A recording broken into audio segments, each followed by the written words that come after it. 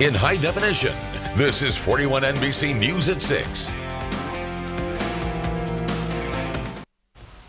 Good evening and thanks for joining us for 41 NBC News at 6. I'm Shelby Coates. And I'm Tucker Sargent. Our top story tonight at 6, the legislative session officially started today, and there's a lot of ground lawmakers want to cover in the next 40 days. That's right. 41 NBC's Ariel Schiller spoke with lawmakers about their priorities for this year's session. Ariel.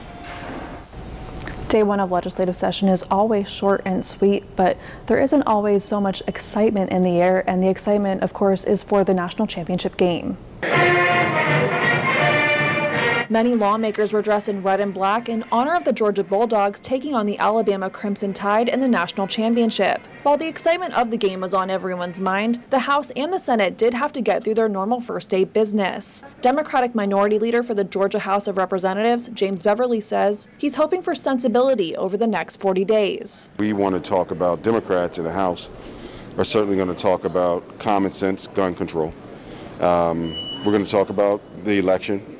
For sure, local redistricting. Representative Dale Washburn says his focus for this session is mental health care funding, as well as health care funding for rural areas. Also, he says there's a budget surplus. So if there's an opportunity to lower taxes, we're always interested in trying to lower taxes on our citizens. So we're looking forward to a productive session and looking forward to getting started when we come back. Representative Miriam Paris says the Appropriations Committee will meet next week and set the tone for the rest of session. She says she's focusing on Medicaid expansion because the cost of health care causes financial strain for many Georgians. The number one reason for people going bankrupt is their medical bills are out of control. So if we could just get some relief from the medical standpoint, I think it would be a great thing. State Senator John Kennedy says they'll announce Senate priorities later this week. They include computer data protection, the Safe Communities Act, which redefines some words in criminal code, and critical race theory. He also shared that the redistricting maps from special session were signed into law at the start of the year. He says he knows of 2 lawsuits concerning the maps, but he hopes they won't get any traction. The maps that we have are very good, very fair, very legal maps.